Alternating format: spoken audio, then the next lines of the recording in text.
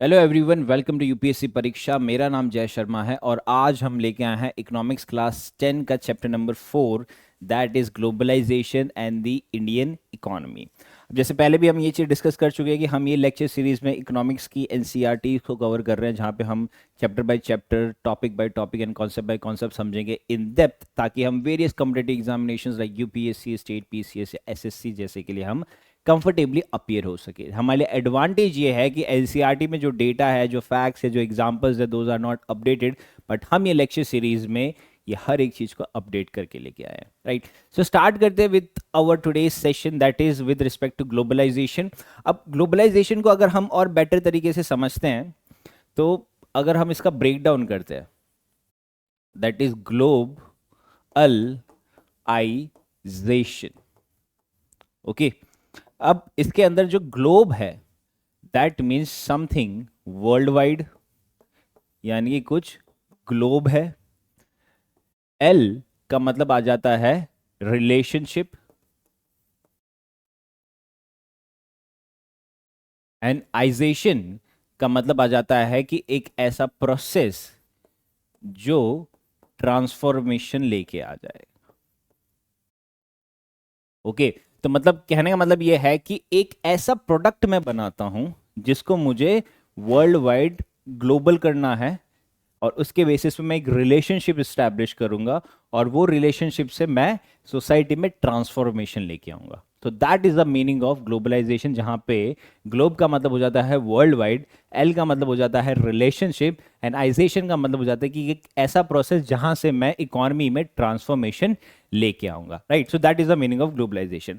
अब अगर हम इंडिया के कंटेक्स्ट में ग्लोबलाइजेशन का इंपैक्ट समझते हैं, दैट हाउ इंडिया में ग्लोबलाइजेशन किस तरीके से इंपैक्ट करता है, वेरी ब्रीफली अगर हम देखते हैं, तो इंडिया में अभी देखा जाए तो दो कैरेक्टरिस्टिक्स है। पहला है कि 1.4 बिलियन की पॉपुलेशन है इंडिया के पास, और दूसरा जो है, India is the fifth largest economy.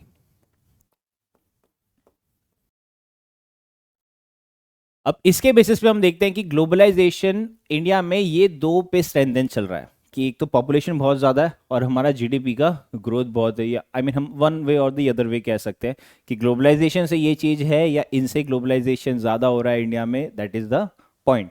But अगर हम देखते हैं कि ग्लोबलाइजेशन का अगर हम सिनेरियो समझते हैं, तो सिनेरियो ये है कि जब ग्लोबलाइजेशन होता है तो वो आपके लिए अपॉर्चुनिटीज़ और चैलेंजेस दोनों लेके आता है।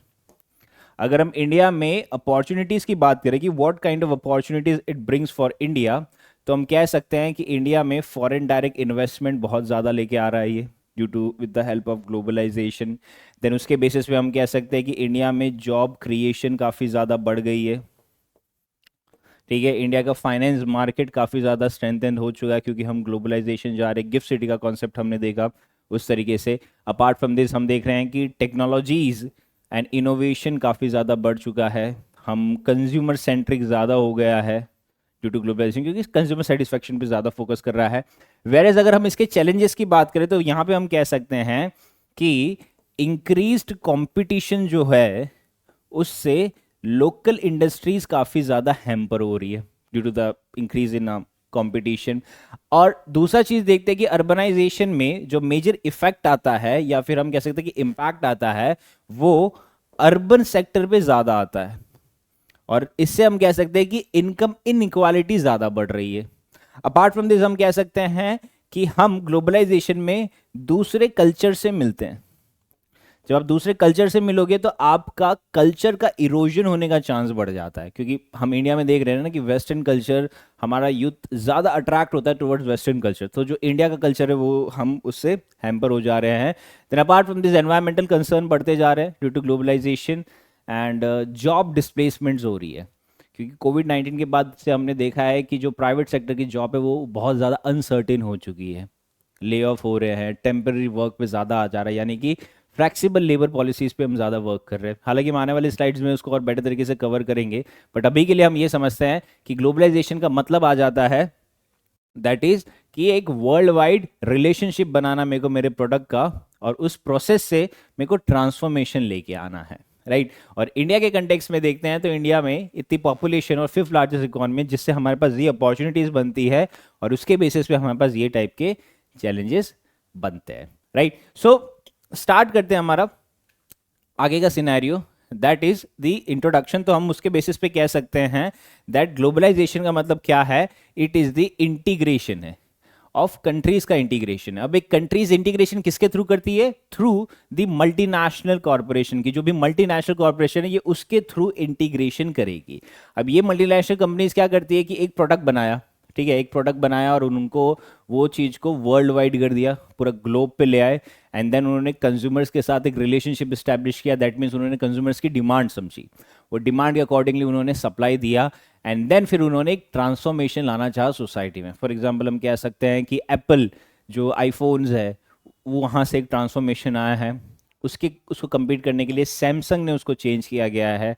तो this is what the an example कि इस तरीके से इकोनॉमी में ट्रांसफॉर्मेशन आता है with the help of MNCs के लिए। लेकिन हमारे पास दो क्वेश्चन अभी भी रहते हैं कि आपने ग्लोबलाइजेशन को तो डिफाइन कर दिया, बट हम कह सकते हैं कि ग्लोबलाइजेशन हमारे मार्केट और प्रोडक्शन को ट्रांसफॉर्म करता है, और दूसरा कि ये ग्लोबलाइजेशन हमारी लाइव्स को कैसे इम्पैक्ट करता है इंडिया में। तो ये दोनों क्वेश्चन का हम आंसर समझते हैं।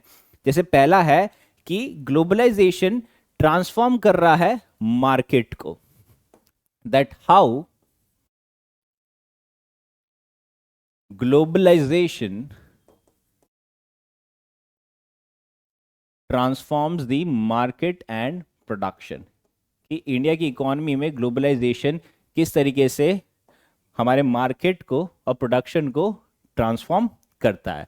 तो सबसे पहली चीज हम कह सकते हैं कि ग्लोबलाइजेशन क्या करता है, ये आपका मार्केट में इंटीग्रेशन करता है। दैट मीन्स कि अगर कोई टाटा का प्रोडक्ट है, now Tata is an MNC, तो कोई टाटा का प्रोडक्ट है, उसने एक प्रोडक्ट बनाया और वो प्रोडक्ट को उसको बाकी सारी कंट्रीज में सेल करना है। तो यहाँ पे क्या हुआ कि एक इंडिया की एमएनसी ने, एक इंडिया की कंपनी को बाकी सारे मार्केट के साथ उसने इंटीग्रेशन किया। राइट, तो दैट मीन ग्लोबलाइजेशन में क्या हो रहा है कि मार्केट इंटीग्रेशन हो रहा है, यानी कि उसने इंडिया का मार्केट पॉलिसीज उसने वहां पे अप्लाई किया, एंड वहां की मार्केट पॉलिसीज को जो सीखा वो उसने इंडिया में अप्लाई किया। तो इससे क्या हो रहा है कि मार्केट के बीच में इंटीग्रेशन हो रहा है। तो जब मार्केट इंटीग्रेशन होता है तो इस टाइप की एमएनसीज का जो इन्वेस्टमेंट होता है ये दोनों कंट्री में बहुत ज्यादा बढ़ जाता है, क्योंकि जैसे टाटा ने ये किया तो हम कह सकते हैं कि टाटा के अलावा अगर और जो इंडियन कंपनीज है, लाइक लेट्स से सुजुकी आ गई, राइट, या फिर मारुति है रह गई, तो ये मारुति ने क्या किया, वो दूसरी कंट्री में गई, उसने टाटा से सीखा कि क्या था, एंड देन उसने वहां पे इन्वेस्ट किया। अब वहां की कंट्री का जो नई कंपनी होगी वो फिर इंडिया में आएगी, क्योंकि उसने इंडिया का डायनामिक्स भी समझा है, इंडिया का जो मार्केट डायनामिक्स है वो भी समझा। तो उसके बेसिस पे हम कह सकते हैं कि मार्केट इंटीग्रेशन रहता है। दूसरी चीज जो ये हमें बताता है that is foreign direct investment का कॉन्सेप्ट है, कि फॉरेन डायरेक्ट इन्वेस्टमेंट अगर हम देखते हैं कि $83 बिलियन का हमारे पास इन्वेस्टमेंट आया था 2021 और 2022 के बीच में। राइट, इसके अलावा हम देखते हैं कि जो एमएनसीज होती है वो काफ़ी ज़्यादा इन्वेस्ट करती है। जैसे कोको कोला का बताया था, कोको कोला ने $2 बिलियन इन्वेस्ट किया था यही साल में इंडिया में, क्योंकि उसको अपना मार्केट में और ज़्यादा एक्सपांशन करना था, कि कोको कोला का जो प्रोडक्ट है उसके अंदर और भी ज़्यादा उसको एक्सपांशन करना है। तो उसके हिसाब से हम कह सकते हैं कि these are one of the globalisation transform जो करता है मार्केट को इस तरीके से करता है। इसके अलावा और भी चीज़ें कह सकते हैं कि ग्लोबल सप्लाई चेन आ जाती है, कि आप सप्लाई चेन जो ग्लोब की होती है वो यहाँ पे और ज़्यादा स्ट्रेंथन की जाती है। अगर ग्लोबलाइजेशन हो रहा है तो हम इनोवेशन और टेक्नोलॉजीज़ है ये भी काफ़ी ज़्यादा बिल्ट करते हैं, क्योंकि ग्लोबलाइजेशन हो रहा है कि कोई नई टाइप की टेक्नोलॉजीज कोई दूसरी कंट्री में आई है तो वो इंडिया में भी आएगी। Right, so that was the first scenario, that globalisation transform करता है मार्केट को। वेयर एज जो दूसरी सिनेरियो आ जाता है कि ये हमारी इकोनॉमी में जो लोग हैं उनको किस तरीके से इम्पैक्ट करता है, impact on lives of people in India, कि इंडिया में लोगों की लाइफ को ये किस तरीके से इम्पैक्ट करता है। हालांकि इसके पॉजिटिव और नेगेटिव दोनों ही इम्पैक्ट हो सकते हैं। जैसे पहली जो चीज हम देख सकते हैं कि जॉब क्रिएशन करता है, कि ग्लोबलाइजेशन हुआ है, एमएनसीज आई है, आपकी कंट्री में इन्वेस्ट किया है तो जॉब क्रिएशन होगा। जैसे एक फैक्ट आया था कि 4.5 मिलियन लोगों का एम्प्लॉयमेंट हुआ था 2022 में विद द आईटी सेक्टर, कि आईटी सेक्टर ने इतना ज़्यादा जॉब जनरेशन किया था 2022 में, दैट मीन्स कि स्किल्ड वर्कफोर्स की बात आ गई थी।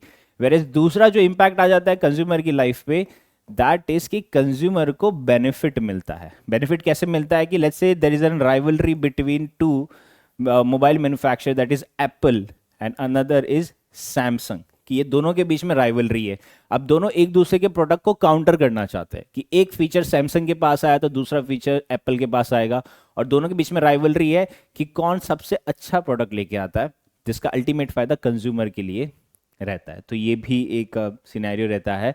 देन दूसरा हम कह सकते हैं कि जब कोई एमएनसी इंडिया में आती है, जैसे एप्पल का मैन्युफैक्चरिंग सेटअप जब इंडिया में स्टार्ट होगा, राइट, या फिर जो स्टार्ट हो चुका है, तो उसके अंदर क्या रहेगा कि जो यहाँ के वर्कर्स है, जो इंडिया के वर्कर्स है, उनका स्किल डेवलपमेंट होगा। क्योंकि जब मैन्युफैक्चरिंग यूनिट यहाँ पे सेटअप होगी तो यहाँ के लोगों, यहाँ के लेबर्स को ही हायर किया जाएगा, अल्टीमेटली स्किल डेवलपमेंट होगा। एंड एक और पॉइंट जो हम डिस्कस कर चुके हैं, दैट इज कल्चरल एक्सचेंज होगा, कि हम दूसरी कंट्रीज का कल्चर एक्सेप्ट करते हैं, दूसरी कंट्री वाले हमारा कल्चर एक्सेप्ट करते हैं, तो इससे कल्चरल एक्सचेंज रहता है। वेरएज अगर नेगेटिव इंपैक्ट दिखती है तो जैसे हमने देखा है कि इनकम इनइक्वालिटी बढ़ रही है, ग्लोबलाइजेशन का मेजर इंपैक्ट सिर्फ और सिर्फ अर्बन एरियाज में ज़्यादा है, रूरल एरियाज में काफ़ी ज़्यादा कम है, जिसके हिसाब से इनकम इनइक्वालिटी बढ़ रही है। एंड जॉब इनसिक्योरिटी और ज़्यादा बढ़ चुकी है, क्योंकि एमएनसीज जो होती है वो प्रॉफिट मोटिव पे ही चलती है। एंड जब से कोविड-19 का सिनेरियो हुआ है, जो बार्गेन पावर होना चाहिए एम्प्लॉयज़ के पास वो अब कम हो चुका, क्योंकि हम टेम्पररी वर्क यानी कि कॉन्ट्रैक्चुअल वर्क पे ज़्यादा जा रहे हैं। तो जब आप कॉन्ट्रैक्चुअल वर्क पे काम करते हो ना किसी के साथ, कि आपको लिमिटेड काम दिया जाता है, हेंस आपके पास रिस्पॉन्सिबिलिटी लिमिटेड है, तो वो कंपनी की आपके ऊपर लायबिलिटी भी लिमिटेड है, आप उनके लिए लायबिलिटी नहीं हो फिर कंसिडर कर सकते, राइट, यानी कि they are not liable for you. Okay, तो इस तरीके से इंपैक्ट हमने समझ किया। वेरएज इंडिया की अगर हम दूसरी चीज जो देखा है कि इंडिया एक 5th लार्जेस्ट इकोनॉमी है ग्लोबली, बट क्या ये स्टार्टिंग से ही इंडिया ग्लोबलाइजेशन का इतना अच्छे से यूज कर रहा था, राइट? तो अगर हम इसका हिस्टोरिकल कंटेक्स्ट समझते हैं तो वो दो में डिवाइड होता है। फर्स्ट जो बात आ जाती है that is before economic reforms, and दूसरा आ जाता है आफ्टर इकोनॉमिक रिफॉर्म्स। अगर बिफोर इकोनॉमिक रिफॉर्म्स हम देखते हैं तो ये थोड़ा कॉलोनियल एरा वाला हम फेस करते हैं कि कॉलोनियल एरा में क्या होता था। ये एक लेगेसी, कॉलोनियल लेगेसी रहती थी कि हम यहाँ से रॉ मटेरियल्स एक्सपोर्ट करते थे at a very cheap price, and then हम जो फिनिश गुड्स थे वो वहाँ से इंपोर्ट करते थे at a very high price. तो ये चीज़ कंटिन्यू रही थी टिल 1991। एंड जब 1991 के बाद हमने जब इकोनॉमिक रिफॉर्म्स लाया, दैट इज हमने लिबरलाइजेशन लाया, प्राइवेटाइजेशन लाया एंड ग्लोबलाइजेशन लाया, तब हमारे बीच में चेंजेस आए। सबसे बड़ा चेंज आया कि हमने एमएनसीज आई हमारी कंट्री में। अब जितनी ज़्यादा आपके कंट्री में एमएनसीज आएगी ना, उतना ज़्यादा आपका जो प्रोडक्शन ऑर्गेनाइजेशन है वो चेंज होता रहेगा, राइट? कि क्या टाइप का चेंज आ जाएगा मेजरली, कि आप कह सकते हैं कि आपका ग्लोबल सप्लाई चेन में एक इंक्लूजन आ जाएगा, क्योंकि एक एमएनसी आपकी कंट्री में आ गई है तो आप ग्लोबल सप्लाई चेन का पार्ट बन चुके हो, राइट? एंड जो आपके बीच में आपकी कंट्री में जो प्रोडक्शन प्रोसीजर होता है वो और ज़्यादा स्टैंडर्डाइज होने लग जाएगा, क्योंकि एमएनसीज के थ्रू ये रेगुलेट होने लग जाएगा। एमएनसीज इंटरवीन करेगी, वो एमएनसीज को आपकी कंट्री के गवर्नमेंट उसको रेगुलेट करेगी। तो ये सारी चीज़ें रहती है। तो उसके बेसिस पे हम कह सकते हैं कि जितना ज़्यादा एमएनसीज राइज करती है उतना ज़्यादा हमारा जो प्रोडक्शन ऑर्गेनाइजेशन है वो चेंज होता रहता है। एंड विद दैट हम कह सकते हैं कि अबाउट 60% ऑफ इंडियाज एक्सपोर्ट बढ़ा था 2022 में। Why? Because there is an emergence of MNCs, क्योंकि एमएनसीज सिर्फ इन्वेस्टमेंट ही नहीं लाती है, वो साथ में टेक्नोलॉजीज भी लेके आती है, राइट? वो मार्केट को भी और अच्छे से समझती है। एंड अब जो प्रेजेंट कंटेक्स्ट आ रहा है दैट इज दी सस्टेनेबिलिटी का भी कॉन्सेप्ट आ रहा है। So that makes it very much imperative कि हम एमएनसीज का रोल समझे इन अ वेरी अप्रोप्रिएट मैनर। तो अगर हम एमएनसीज के रोल को बेटर तरीके से समझते हैं तो हम कह सकते हैं दैट जो एमएनसीज का क्या रोल है मेजरली, कि बाहर से वो एक कंट्री आई है, सॉरी बाहर से एक कंपनी आई है, दूसरी कंट्री की कंपनी आई है, उसने वहाँ पे अपना मैन्युफैक्चरिंग यूनिट सेटअप किया। अब उसका मेजर काम क्या होता है कि वो अपने प्रोडक्शन को कंट्रोल करता है, कि उसके अंदर वो अपने कॉस्ट को कम से कम करना चाहेगा और प्रोडक्शन को ज़्यादा से ज़्यादा करना चाहेगा। अब उसके लिए वो ज़्यादा से ज़्यादा लोगों को हायर भी करता है। तो अगर इंडिया का एग्जांपल लेते हैं कि एमएनसीज ने अभी तक अराउंड 35 मिलियन जॉब्स क्रिएट करी है इंडिया में, जिससे एम्प्लॉयमेंट काफ़ी ज़्यादा बड़ी है। एंड यहाँ पे इनका मेजर ऑब्जेक्टिव क्या हो जाता है, दैट कि वो प्रोडक्शन को स्प्रेड करता रहेगा। तो ये एक मेजर रोल होता है एमएनसीज का कि वो अपने प्रोडक्शन को स्प्रेड करता रहेगा ना। सवाल ये बनता है कि एमएनसीज जो प्रोडक्शन करती है, इतने लोगों को एम्प्लॉयमेंट देती है, वो अपने प्रोडक्शन को स्प्रेड करती कैसे है? क्योंकि मान लीजिए कि एक कंपनी है, लेट्स से यूएसए की कंपनी है, एप्पल हो गया या माइक्रोसॉफ्ट हो गया या फिर कोई और मैन्युफैक्चरिंग कंपनी हो गई, तो ये जब इंडिया में आती है तो इंडिया में वो अपना प्रोडक्शन को स्प्रेड कैसे करती है, यानी कि वो उसको बढ़ाती है कैसे? सो that is an important question. तो यहां पे हम कह सकते हैं कि हमें स्प्रेडिंग ऑफ प्रोडक्शन को समझने के लिए वो लोकल फर्म्स के साथ कोलैबोरेट करती है। दैट मीन्स कि अगर कोई मैन्युफैक्चरिंग सेटअप आया है तो वो यहाँ के जो छोटे मोटे मैन्युफैक्चरिंग सेटअप्स है वो उन सबके साथ कोलैबोरेट करेगी, और ये सारे जो मैन्युफैक्चरिंग सेटअप्स है, जो छोटे जो लोकल फर्म्स है, वो उसको कैपिटल दिलाएगी, टेक्नोलॉजी दिलाएगी, और अबव ऑल एक नया टाइप का मार्केट दिलाएगी। एंड इसका एक फिगर आया था कि इसके चलते इंडिया में जो प्रोडक्टिविटी है वो 30% से ज़्यादा इंक्रीज हो चुकी है। वाई? बिकॉज कि एमएनसीज ने लोकल फर्म्स के साथ कोलैबोरेशन कर लिया। और ये लोकल फर्म्स के पास कोलैबोरेशन करने का मेजर ऑब्जेक्टिव क्या है कि वो यहाँ का कल्चर समझते हैं, वो यहाँ का कंज्यूमर सेंटीमेंट समझते हैं, वो यहाँ का टेक्नोलॉजी को समझते हैं, वो यहाँ देखते हैं कि यहाँ पे कैपिटल की डिमांड कितनी है, एक प्रोडक्ट की डिमांड कितनी है, उसकी सप्लाई कितनी होनी चाहिए। ओवरऑल वो कंज्यूमर बिहेवियर को समझते हैं और मार्केट के डायनामिक्स को समझते हैं, राइट? यानी कि जो भी फैक्टर्स है ये उनको बहुत बेटर तरीके से अंडरस्टैंड करते हैं। तो ये कोलैबोरेशन जो है, this is not before liberalisation, यानी कि ये इकोनॉमिक रिफॉर्म से पहले नहीं था, ये इकोनॉमिक रिफॉर्म्स के बाद ही आया। तो अगर इसको हम अलग वे में अगर समझते हैं तो हम कह सकते हैं दैट जब लिबरलाइजेशन आया इंडिया में, दैट इज इकोनॉमिक रिफॉर्म्स जब आया, तो उसमें क्या हुआ कि ट्रेड बैरियर्स को कम कर दिए। तो जितना ज़्यादा ट्रेड बैरियर कम हुआ उतना ज़्यादा the flow of goods and investment India में इंक्रीज हो गया। इसका एक फिगर आया कि 1991 के रिफॉर्म्स के बाद इंडिया का जो जीडीपी ग्रोथ रेट है 2022 में वो 7.4% तक बढ़ गया। इसका एक और एग्जाम्पल आया है दैट जो ऑटोमोबाइल ब्रांड्स है लाइक Hyundai और होंडा, जो बाहर की कंपनीज है, उन्होंने इतना ज़्यादा फॉरेन इन्वेस्टमेंट किया कि ये इंक्रीज हो गया by over 50% since the liberalisation. That means कि फॉरेन इन्वेस्टमेंट इंक्रीज हुआ, जिससे इंडिया में जीडीपी बढ़ा और एम्प्लॉयमेंट बढ़ी, एंड ओवरऑल इन्वेस्टमेंट इंडिया में मनी फ्लो और ज़्यादा इंक्रीज हो गया, right? So this makes a very imperative, यानी कि एक बहुत ही इंपॉर्टेंट एरिया में हमें लेके जाता है कि जब आपने लिबरलाइजेशन पढ़ा, जब आपने लिबरलाइजेशन पढ़ लिया, आपने ये देख लिया कि लिबरलाइजेशन का ये इफेक्ट क्या है, तो यहाँ पे हम ये कह सकते हैं कि जब ये सारा चेंजेस होता है, लिबरलाइजेशन चेंज होता है, तो उससे कंज्यूमर्स पे क्या टाइप का इम्पैक्ट आता है, यानी कि मार्केट डायनामिक्स पे क्या तरीके का इम्पैक्ट यहाँ पे सिग्निफाई करता है। तो हम कह सकते हैं कि अगर हम कंज्यूमर की चॉइस की बात करें तो उनके पास चॉइसेस काफ़ी ज़्यादा बढ़ जाती है, चॉइसेस बढ़ जाती है। यानी कि हमने एक एग्जांपल लिया ना, कि हमने एप्पल का एग्जांपल लिया, हमने सैमसंग का एग्जांपल है कि दोनों राइवलरी क्या कर रही है कि आपको वैरायटी ऑफ मोबाइल फोन्स लाके दे रही है, तो आपके पास चॉइसेस बढ़ जा रहे हैं। ये क्यों लाके दे रही है? क्योंकि इनके बीच में कंपटीशन हो गया। जब कंपटीशन बढ़ता है तो वो प्रोडक्ट है उसकी क्वालिटी इंप्रूव हो जाती है और उसकी प्राइसेस भी डिक्रीज हो जाती है। और इसका एक एग्जाम्पल आया था विद द फैक्ट, हम कह सकते हैं कि जो इंडिया में कंज्यूमर इलेक्ट्रॉनिक मार्केट है, just because of globalisation, that means कि कंज्यूमर ग्रेटर चॉइस है, कंपटीशन है, उसके चलते इंडिया में इसका मार्केट 10 बिलियन तक पहुंच गया है, $10 बिलियन तक पहुंच गया इन 2022। बट क्या ये हमेशा से एक पॉजिटिव इंपैक्ट रहा है इंडिया में फॉर ग्लोबलाइजेशन का? या फिर हम कह सकते हैं कि कंपटीशन है, कि कंपटीशन है between Apple and Samsung. But if you can recall कि एक नोकिया टाइप की भी कंपनी हुआ करती थी और भी टाइप की इंडिया की जो मोबाइल फोन्स कंपनी हुआ करती थी, वो कभी सस्टेन नहीं कर पाई इनके सामने। क्यों? क्योंकि जब इतना ज़्यादा हैवी कंपटीशन होता है फ्रॉम द ग्लोबलाइजेशन या ग्लोबल कंपनी से, एमएनसी से, तो this create challenges for the local producer, कि ये लोकल प्रोड्यूसर्स के लिए बहुत बड़ा चैलेंज करता है। So what sort of challenges does it create? तो यहाँ पे हम कह सकते हैं कि जो मेजर चैलेंज ये क्रिएट करता है दैट इज कि कंपटीशन बढ़ जा रहा है, और कंपटीशन बढ़ता है तो जो इंपोर्ट होते हैं वो काफ़ी ज़्यादा चीप कर जाते हैं। जैसे इसका एक सबसे बड़ा एग्जाम्पल आ जाता है फ्रॉम दी चाइना, कि चाइना का हम ग्लोबलाइजेशन किया है चाइना के साथ, तो चाइना के इतने सारे प्रोडक्ट्स आते हैं, those are very cheap as compare to Indian products. तो यहाँ पे क्या हो रहा है कि कंज्यूमर जो होते हैं वो चीप प्रोडक्ट्स को ज़्यादा खरीदते हैं। अब जब आप चीप प्रोडक्ट्स को ज़्यादा खरीदोगे तो उससे क्या रहेगा कि जो इंडिया की जो डोमेस्टिक मैन्युफैक्चरर्स है या जो डोमेस्टिक प्रोड्यूसर्स है उनसे आप प्रोडक्ट नहीं खरीदोगे। जब आप उनसे प्रोडक्ट नहीं करोगे तो उनके पास पैसा नहीं जाएगा। जब उनके पास पैसा नहीं जाएगा तो that will be a loss making for them, and then वो धीरे धीरे उसको शट डाउन कर देंगे।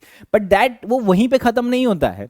ये मेजर कहाँ से आता है, जब आप शट डाउन कर देते हो ना, तो वो कंपनी में जो स्मॉल कंपनीज है, जो लोकल कंपनीज है, वहां पे जो वर्कर्स काम करते हैं उन पे एक बहुत बड़ा इंपैक्ट आता है। इसका एक बेसिक एग्जांपल आया था, जो इंडियन टेक्सटाइल मैन्युफैक्चरर्स है वो काफी ज्यादा स्ट्रगल करते हैं to compete with the import from Bangladesh and Vietnam, क्योंकि ये काफी चीप इंपोर्ट रहता है कि मेड इन बांग्लादेश प्रोडक्ट्स तो यूके में भी बिकते हैं, राइट, यूके में भी बिकते हैं, और इंडिया उनके साथ कंपीट नहीं कर पाता। हेंस इंडिया में बांग्लादेश का टेक्सटाइल नहीं आता, क्योंकि इससे इंडिया का टेक्सटाइल इंडस्ट्री बहुत ज्यादा हैम्पर रहेगा। स्पेसिफिकली जो स्मॉल स्केल टेक्सटाइल है उनको बहुत बड़ा इंपैक्ट रहता है। एंड जब एक कंपनी पे इंपैक्ट रहता है तो उसके चलते जो वहां पे काम करते हैं वर्कर्स उन पे भी बहुत बड़ा इंपैक्ट रहता है। Significantly there is a loss in job, कि वहां से जॉब लॉस हो जाता है, राइट। तो अगर हम वर्कर का इंपैक्ट समझते हैं तो जब से हम शिफ्ट हुए हैं towards the flexible labour policies, अब फ्लेक्सिबल लेबर पॉलिसीज में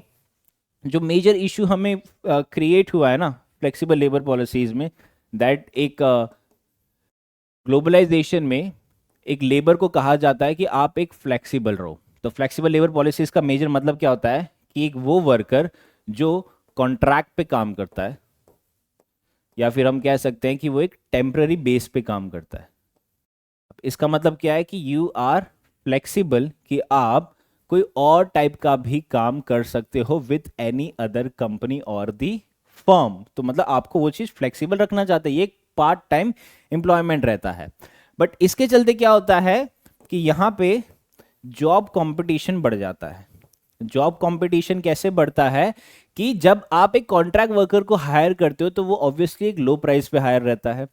तो इससे क्या होगा कि अगर आपको एक एम्प्लॉय लो प्राइस पे मिल जाता है तो आप बाकी सारे एम्प्लॉयज का जो मार्केट रेट है आप उसको वही रेट पे दोगे जो एक लो एम्प्लॉय उस पर वर्क करता है। अब जब ये तरीके की सिचुएशंस होती है, जब एक एम्प्लॉय कॉन्ट्रैक्ट वर्क पे काम करता है, दैट मींस टेम्पररी वर्क पे काम करता है, तो इसके ऊपर रिस्पॉन्सिबिलिटीज नहीं होती है, responsibilities are limited, and so does कि कंपनी की लायबिलिटी भी इनके ऊपर लिमिट हो जाती है, एंड हेंस उनके पास अपना बार्गेन पावर वो लूज कर देते हैं, they lose the bargain power. ये क्यों हुआ? क्योंकि फ्लेक्सिबल लेबर पॉलिसीज आ गई है आफ्टर ग्लोबलाइजेशन।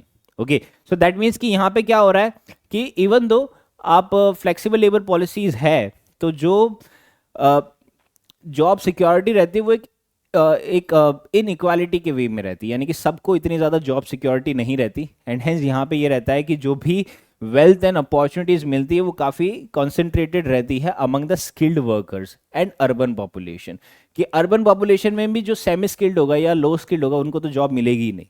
जॉब किसको मिलेगी? जो हाईली स्किल्ड रहेगा। एंड वेर जो रूरल पॉपुलेशन उनके पास जॉब अपॉर्चुनिटीज ही नहीं है, they don't even have the awareness कि भाई हाँ हम ये टाइप की जॉब कर सकते हैं, ये टाइप के स्किल सेट की रिक्वायरमेंट है, ये टाइप के स्किल्स मैं सीख सकता हूँ या मैं सिखा सकता हूँ या एक्सेट्रा। तो यहाँ पे जो चीज होती है कि ये जो इम्बैलेंस है या जो ये जो गैप है, ये गैप कौन फिल करता है? With the role of government. That what is the role of government in this, कि गवर्नमेंट इस पे किस तरीके से वर्क करती है। तो गवर्नमेंट का यहाँ मेजर रोल क्या रहता है कि वो जो लोकल इंडस्ट्रीज है उनको प्रोटेक्ट करे। क्यों प्रोटेक्ट करे? क्योंकि लोकल इंडस्ट्रीज क्या रहेगी? वो लोकल को एम्प्लॉयमेंट देगी। Small scale industries labour intensive industries होती है तो वो लोकल को एम्प्लॉयमेंट देगी, एंड उसके चलते हमारा एक फेयर ट्रेड रहेगा प्रैक्टिसेस में। अब ये फेयर ट्रेड प्रैक्टिसेस में there is also a role of World Trade Organization WTO। इस पे हम एक सेपरेट वीडियो बनाएंगे, उसमें हम बहुत अच्छे से इसको डिस्कशन करेंगे। बट अभी के लिए देख लिए कि WTO का ऑब्जेक्टिव क्या होता है कि जो ग्लोबलाइजेशन में ट्रेड हो रहा है वो एक फेयर वे में होना चाहिए। तो जब फेयर वे में ट्रेड होगा तो वो वहां पे एक अच्छे से आपको मतलब वो कंट्री को बेनिफिट मिलेगा, ऐसा नहीं कि सिर्फ डेवलप कंट्री को बेनिफिट मिल रहा और डेवलपिंग को नहीं मिल रहा, तो ये टाइप का इशू नहीं रहेगा। तो अगर हम वापस गवर्नमेंट के रोल पे आते हैं तो गवर्नमेंट क्या करती है कि लोकल इंडस्ट्रीज को प्रोटेक्ट करती है। कैसे प्रोटेक्ट कर सकती है? कि जो स्मॉल प्रोड्यूसर्स है उनको सपोर्ट करेगी बाय गिविंग देम सब्सिडीज और एक्सेस टू क्रेडिट, एंड जो भी इंटरनेशनल फॉरम्स है लाइक WTO है, वहाँ पे वो नेगोशिएट करेगी कि एक जो ट्रेड एग्रीमेंट हो रहे हैं वो फेयर वे में होने चाहिए। अगर सपोर्ट की बात करें तो सपोर्ट में आ जाता है आत्मनिर्भर भारत अभियान, जहाँ पे हमने ये चीज़ समझी थी कि ये कोविड के टाइम पे आया था। गवर्नमेंट का ऑब्जेक्टिव था कि जो लोकल मैन्युफैक्चरिंग इंडस्ट्रीज है उनको हमें बूस्ट करना है। बट यहाँ पे एक और सवाल उठे थे जब कोविड-19 में आत्मनिर्भर की बात आ गई थी कि हम खुद से ही आत्मनिर्भर रहेंगे, तो क्वेश्चन रेज हुए कि that are we moving towards deglobalisation, क्या हम ग्लोबलाइजेशन से बाहर आना चाह रहे हैं? क्योंकि ग्लोबलाइजेशन में क्या हो रहा है कि अब कोविड आया तो पूरे वर्ल्ड पे इम्पैक्ट हुआ, कोई भी जियोपॉलिटिकल क्राइसिस होता है तो वो पूरे वर्ल्ड पे इम्पैक्ट हो रहा है। तो ये सारे क्या सिचुएशंस होते हैं, ये सारे सिचुएशंस आपको पुश करते हैं that you should look towards deglobalisation, कि आप डी ग्लोबलाइज कर लो खुद को, जिससे कोई और कंट्री में कोई भी इंपैक्ट हुआ है तो वो आपके ऊपर नहीं आएगा। बट द मेजर पॉइंट हम कह सकते हैं कि हम डिजिटाइजली इतना ज़्यादा हो चुके हैं, डिजिटली इतना ज़्यादा इंटीग्रेट हो चुके हैं with the rest of the world कि अब हम डी ग्लोबलाइजेशन पे नहीं जा सकते। बट ये भी हम कह सकते हैं कि हम एक्सट्रीम फॉर्म ऑफ ग्लोबलाइजेशन पे भी नहीं जा सकते। तो यहाँ पे क्वेश्चन आ जाता है a balanced approach to globalisation, कि हम एक ग्लोबलाइजेशन में बैलेंस अप्रोच किस तरीके से ला सकते हैं। तो कंक्लूजन में हम कह सकते हैं दैट गवर्नमेंट को मेजर फोकस क्या करना चाहिए, दैट जो इंडियन इकोनॉमी है उसके ट्रांसफॉर्मेशन की बात करनी चाहिए, कि जैसे ग्लोबलाइजेशन ने ट्रांसफॉर्म किया है इंडियन इकोनॉमी को, जहाँ पे अपॉर्चुनिटीज भी है और चैलेंजेस भी है।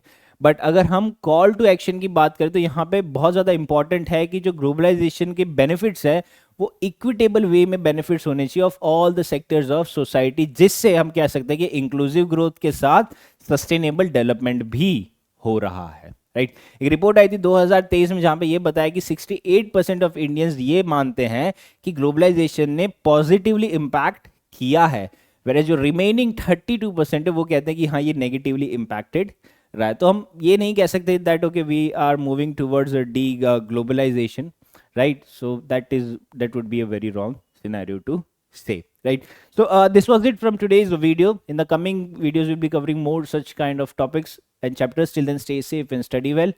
Thank you.